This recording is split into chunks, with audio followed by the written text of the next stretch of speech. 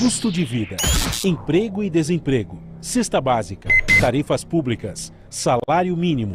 Agora, na Brasil Atual, a análise do DIEESE.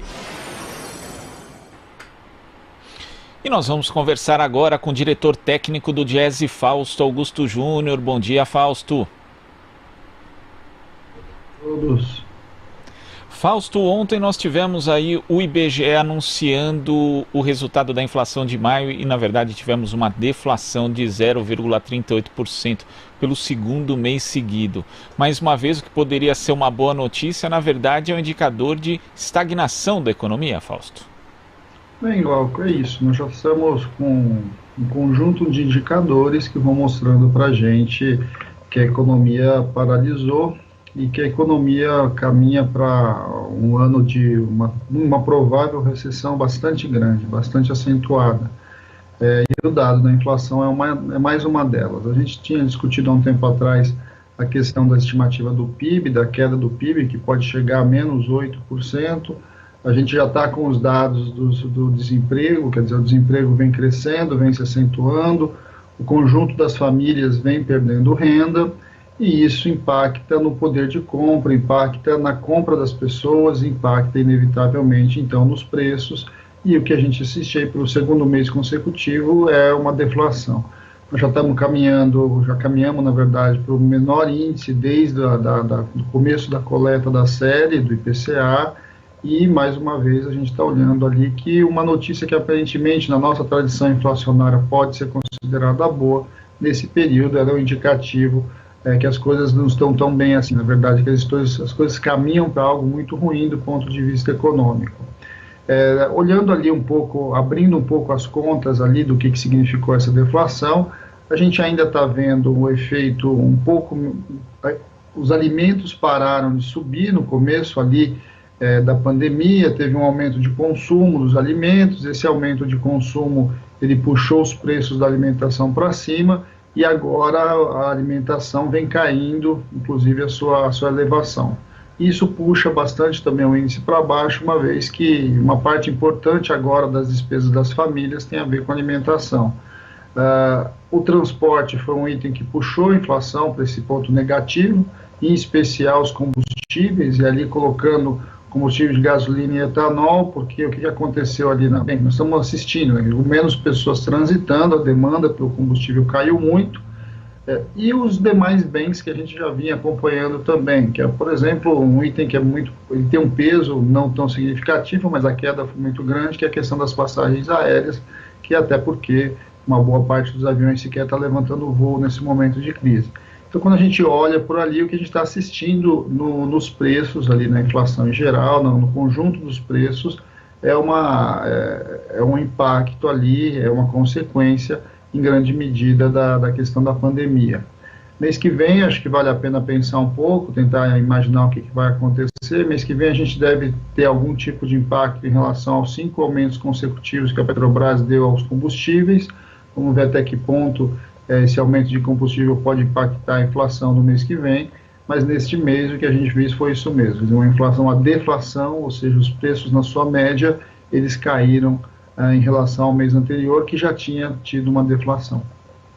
E o que a gente observa, né, nesses 2 meses de deflação é o item alimentação, na verdade, sobrepondo muito aos demais, né? Como você mencionou, Fausto, o custo de transporte acabou caindo, mas o de alimentos, mesmo com uma alta menor, nesse mês ele tem significado mais, né, no orçamento das famílias. Isso também acaba onerando as classes mais baixas, Fausto.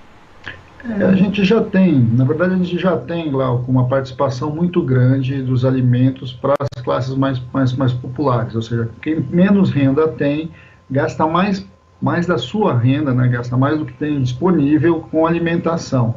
Lembrando que isso é uma proporção, né, não quer dizer que uma família que tenha mais dinheiro gaste menos dinheiro real com alimentação.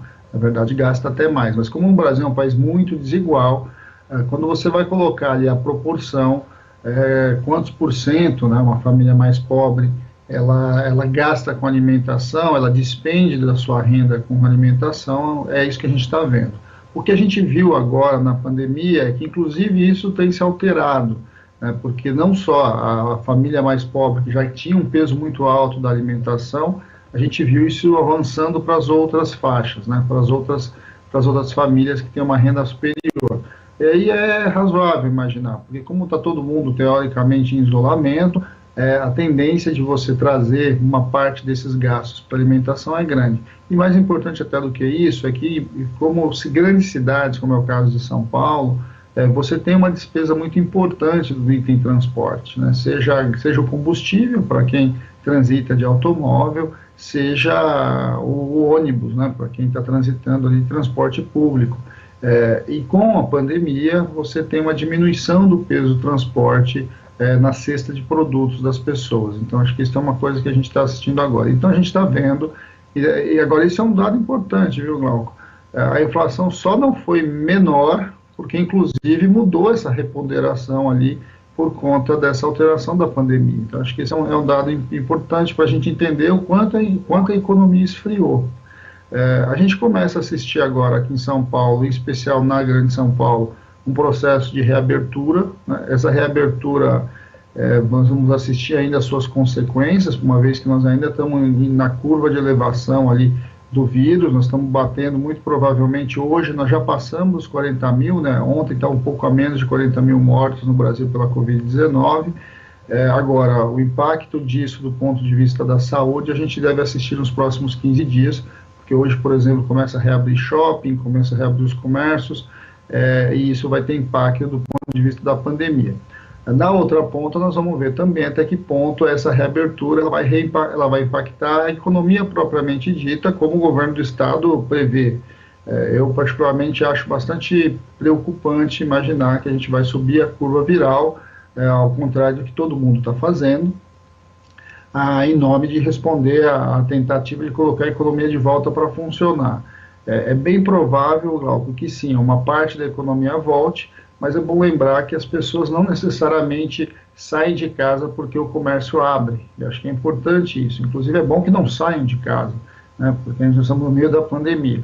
Agora, isso deve impactar os índices para o mês que vem também. A gente deve ver o que pode acontecer. Tem uma questão também do câmbio, o câmbio subiu bastante, mudou o patamar de câmbio no Brasil, e ele também poderia e pode ainda impactar a inflação. Não impactou, basicamente, por causa da falta de consumo. Então, só para vocês verem, na verdade, o que a gente tem é um conjunto de itens estruturais que deveria subir os preços, e a gente está tendo deflação. Isso mostra o quão a nossa economia ela tá paralisada, ela está deprimida. Tá certo, Fausto. Muito obrigado pela sua participação aqui no Jornal Brasil Atual e até a próxima. Até a próxima, Glauco. Bom dia a todos. Bom dia. Conversamos aqui com o diretor técnico do Diese, Fausto Augusto Júnior.